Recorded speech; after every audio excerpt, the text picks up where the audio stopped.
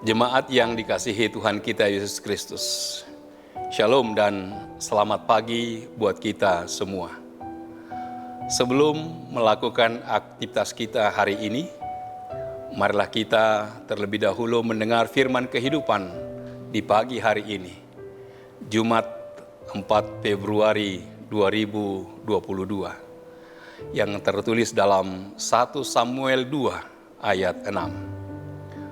Tuhan mematikan dan menghidupkan. Ia menurunkan ke dalam dunia orang mati dan mengangkat dari sana. Demikian firman Tuhan. Tema firman kehidupan di pagi hari ini adalah Tuhan berkuasa atas kematian dan kehidupan kita. Saudara yang dikasihi Kristus, di dalam imannya, Hana mengenal Tuhan yang berdaulat atas segala sesuatu. Tuhan berdaulat atas kematian dan kehidupan kita. Tuhanlah yang memegang nyawa setiap orang. Setiap hembusan napas berasal dari topangan Tuhan. Dia telah menghembuskan napas kehidupan. Ruah, nefes, itulah yang diberikan oleh Tuhan. Ia memberikan roh yang menghidupkan kepada kita. Nyawa setiap makhluk ada di tangannya. Dia yang memberikan napas, dan dia juga yang memanggil nyawa setiap orang untuk kembali kepadanya.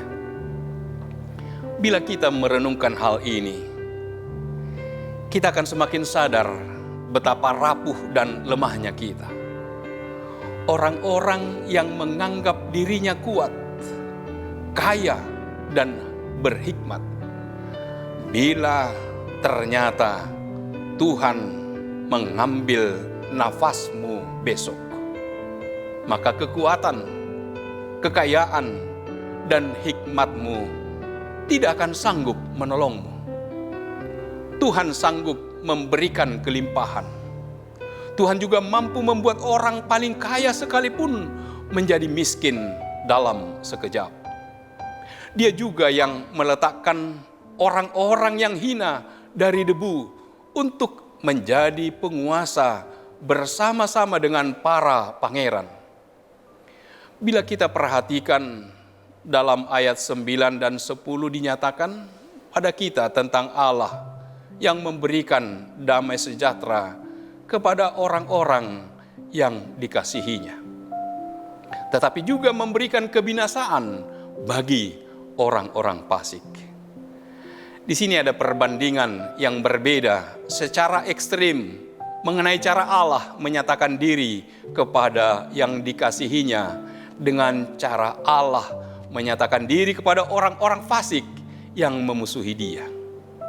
Yang satu mendapatkan kelimpahan berkat, kasih dan penyertaannya, sedangkan yang lain mendapatkan kebinasaan, murka dan kehancuran.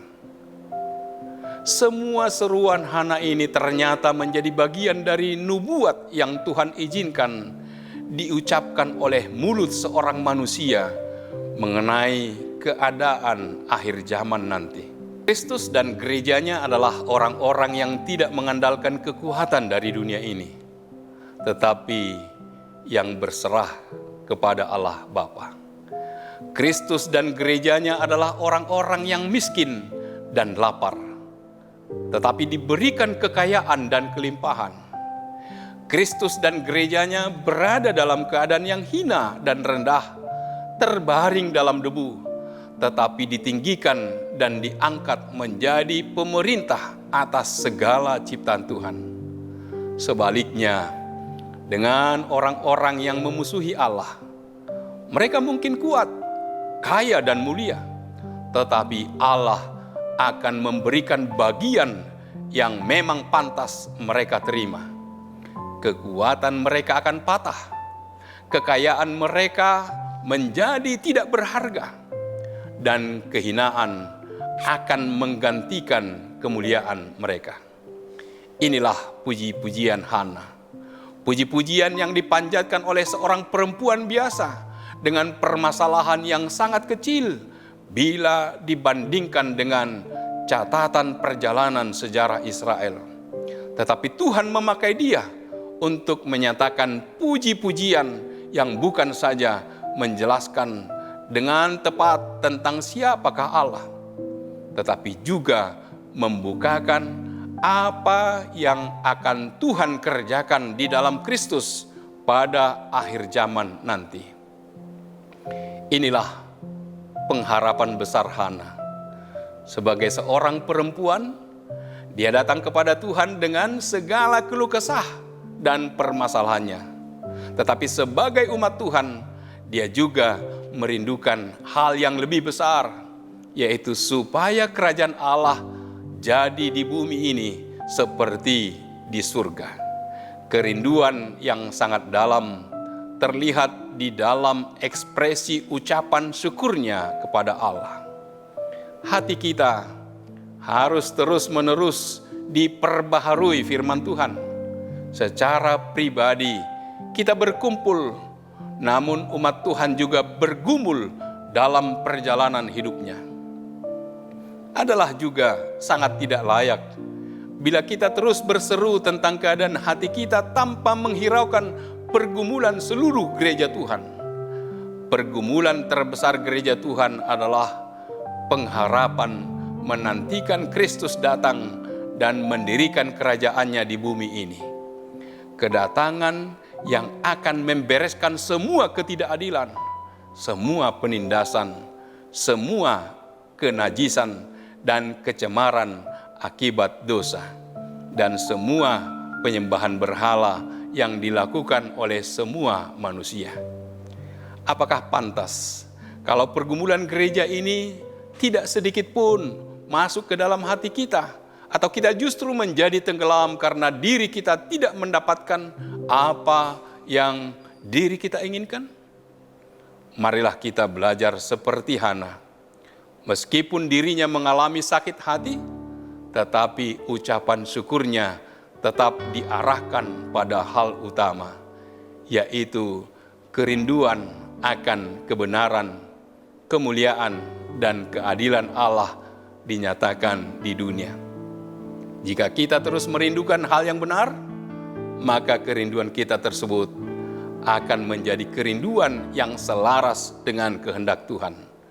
Dan hanya orang-orang yang selaras dengan Tuhanlah yang akan mendapatkan kelimpahan hidup, bahagia sejati, dan kepuasan dari Tuhan akan menjadi milik mereka yang menantikan kebenaran Allah. Iman Hana selalu terarah pada Tuhan ketika ada pergumulan dan sebaliknya. Ketika ia dihina, diremehkan dan direndahkan, ia selalu mengarahkan hatinya kepada Tuhan. Ia tidak bersungut-sungut dan menceritakan hal itu kepada orang lain. Ia langsung bergumul di hadapan Tuhan. Ia tidak meminta pembelaan dari manusia, tetapi meminta solusi dari Tuhan. Ia tidak melapor kepada suaminya Elkana dan meminta pembelaannya.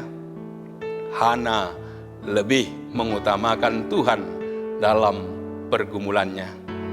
Betapa hancur hatinya ketika tidak dapat memberi anak pada suaminya. Bertahun-tahun ia meluapkan jeritan perasaannya di pelataran bait Allah. Perbantahan itu mampu dia lakukan hanya kepada Allah. Melalui pujian Hana ini, kita dapat belajar apapun yang menjadi masalah kita dan seberat apapun pergumulan kita, marilah berharap dan bergantung kepada Allah. Panjatkanlah doa yang sungguh-sungguh dengan tetap mengagungkan Dia, Allah yang berdaulat atas seluruh hidup manusia. Ketika berdoa, kita meminta bukan untuk keuntungan kita semata, tetapi untuk kemuliaan Tuhan. Segala permintaan kita harus dikaitkan dengan kemuliaan Tuhan, seperti Hana. Dalam segala proses yang dijalani Hana, hatinya menjadi siap karena imannya. Allah senantiasa memimpin dan menyertai Hana dalam setiap proses yang dijalaninya. Dalam proses perjalanan hidup, sertakanlah Yesus Kristus. Tetaplah bersandar pada Tuhan dan nantikanlah pertolongannya. Amin. Kita berdoa. Allah Bapa di surga, syukur bagimu Tuhan, yang tetap menyertai dan memberkati kami di dalam kehidupan kami. Engkau adalah Allah yang berkuasa atas kehidupan kami. Seluruh aspek kehidupan yang kami jalani di dunia ini, semua itu harus kami serahkan ke dalam tangan pengasihan-Mu. Engkaulah yang memelihara kehidupan kami di dalam berbagai masalah, di dalam berbagai pergumulan kehidupan. Kami harus berserah diri hanya ke dalam tangan pengasihan Tuhan. Sebab Engkaulah yang menjadi penentu dalam hidup mati kami. Engkaulah yang berkuasa atas segala pekerjaan, atas segala kegiatan, atas apapun yang akan kami lakukan ke depan. Biarlah Tuhan tetap memberkati kami, memberi pengertian kepada kami bahwa Engkaulah Allah yang tetap beserta dengan kami di dalam segala pergumulan hidup kami. Tuhanlah kiranya yang memberangkatkan kami untuk segala aktivitas kami satu hari ini.